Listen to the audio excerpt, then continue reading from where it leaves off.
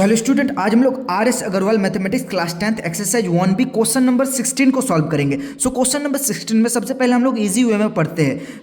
समझते हैं क्वेश्चन को। Find the largest number. सबसे पहले लार्जेस्ट नंबर निकालो विच डिवाइड, जो कि डिवाइड करता हो 320 एंड 457 को, and leaving remainder 5 and 7 respectively, और रिमाइंडर जो है 5 और 7 छोड़ रहा है। तो सबसे पहले हम लोग यहाँ पे 16 नंबर को उतार लेते हैं। कुछ इस तरीके से 16 नंबर को उतारेंगे।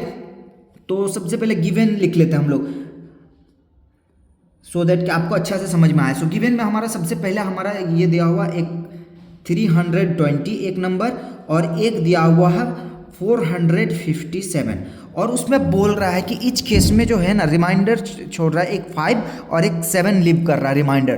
तो हम लोग 5 को सिंपली इससे माइनस कर देंगे और इसमें से 7 को माइनस कर देंगे। तो अब देखिए ये हमारा क्या बनता है, कुछ इस तरीके से। अगर इसको हम लोग माइनस करेंगे तो ये हमारा बन जाएगा 315 कुछ इस तरीके से, और इसको अगर हम लोग माइनस करेंगे तो ये बन जाएगा 450। अब ध्यान रहे, ये अब जो न्यू नंबर आया इसका हम लोग प्राइम फैक्टर करेंगे। ऐसा नहीं कि इस नंबर को अब हम लोग फैक्टर करने लगेंगे, इसको नहीं करना है बिल्कुल इसको। तो 315 को हम लोग सबसे पहले लिख लेते हैं 315 और 450। दोनों नंबर का मैं प्राइम फैक्टर करके आपको मैं यहाँ पे इजी वे में दिखा देता हूँ ताकि आप समझ पाए। सबसे पहले मैं यहाँ पे 315 को मैं कुछ इस तरीके से लिख लेता हूँ। अगर हम लोग सबसे पहले प्राइम फैक्टर करेंगे तो 3 का टेबल से हम लोग करेंगे। तो 3 का टेबल से देखिए 3 1 जा 3। अब देखिए यहाँ पे डबल डिजिट लेना पड़ रहा है एक साथ, इसी वजह से यहाँ पे एक जीरो लगेगा। उसके बाद 3 5 जा 15। समझ गए यहाँ पे क्या झमेला था।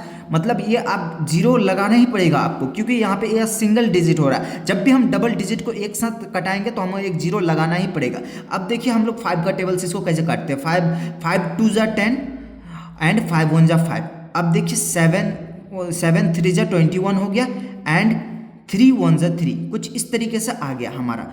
इसको हम लोग लिख सकते हैं 3 पे पावर 2, क्योंकि 2 को 3 है तो 3 पे पावर 2 लिख दिए, एंड 5 इंटू 7 कुछ इस तरीके से लिख दिए।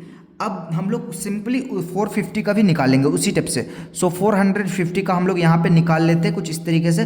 2 2 जा 4 एंड 2 2 जा 4 2 5 जा 10 हो गया। अब देखिए 5 4 जा 20 एंड 5 4 जा 20 हो गया, एंड 5 5 जा 25 ये कुछ इस तरीके से हो गया, एंड 5 9 जा 45, 3 3 जा 9 एंड 3 1 जा 3 कुछ इस तरीके से हमारा आ गया। इसको तो कितना 3 आया, 2 3 आया, तो हम लोग 3 के ऊपर 2 को लगा देंगे, तो पावर 2 लगा देंगे 3 पे पावर 2, और कितना 5 आया, 2 5 आया, तो हम लोग 5 को 2 बार लिख देंगे कुछ इस तरीके से। अब देखिए अब हमारा उसके बाद क्या आया, 2 आया है।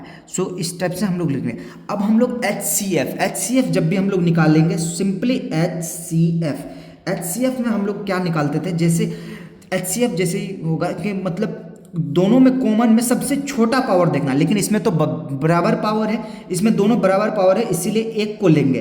3 पे पावर 2 ले लिए और इनटू, और इसमें से सबसे छोटा पावर क्या है, 5, और 5 कॉमन में सबसे छोटा पावर, इसका कुछ पावर नहीं है तो पावर 1 है, तो ये 5 हो गया कुछ इस तरीके से। अब देखिए अगर मैं 3 को 2 बार लिखूंगा तो 3 3 जा 9 होगा, एंड ये 5 कुछ इस तरीके से लिख लेंगे। अब 9 5 जा 45, ये हो गया हमारा आंसर। आई होप कि आपको समझ में आया होगा।